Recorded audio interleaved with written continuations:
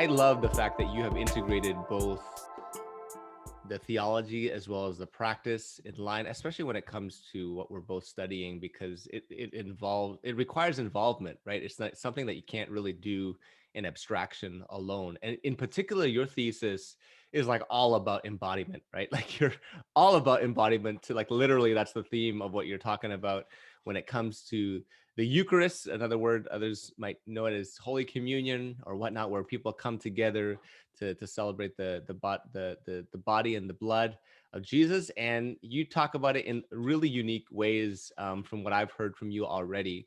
Do you mind just like giving us a touch of like what brought you to that? Like what made you do a thesis that had to do about the Eucharist? How did it connect with your community at Sanctuary? And elaborate on that a little bit. I'd love to hear that. Yeah. Well, there's a whole bunch of moving pieces with that, but I knew when I started theological studies, and I'd been at Sanctuary for a little while, that I wanted to do something that connected the two, or that drew out the sort of lived theology that I was experiencing at Sanctuary, Mm-hmm. and could communicate it in an academic world or to other people from other types of faith communities in a way that they could hear and learn something from. Because I feel like I have learned so much from my experience in the community and from the people that I have the privilege of being friends with. Um, and I feel like I've learned more theologically from them than I have from any of the hundreds of books that I've read. So I feel like many other Christians could also learn from Mm-hmm. them as well. And so how to kind of bridge that gap, or to say what I've learned in a way that could communicate to a broader audience. So that was my goal when I set out. And when I looked at the Sanctuary community, um, they don't use the word Eucharist.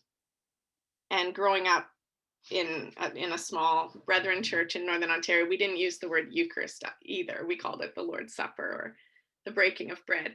But it was actually a central part of my faith life growing up, even in the conservative little church that I grew up in. At Sanctuary, it's also very central. The whole first hour, sometimes even more than that, of the worship service takes place in a circle around the table where the bread um, and the wine are placed, and it was always very central to Sanctuary's, I guess, theological imagination, their Mm-hmm. style of worship, and there were many ways that the bread and the wine connected in its imagery to not just to the gospels and the stories of Jesus, but also to the life of our community, and the way that um, people who had been poor and excluded in this world resonated with the brokenness of Mm-hmm. Jesus' body, Mm-hmm. and other things. And so, to me, there seemed a lot of rich theological stuff there.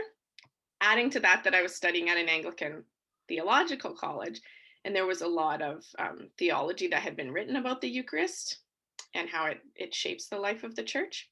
So it just seemed to me like a good direction to go in.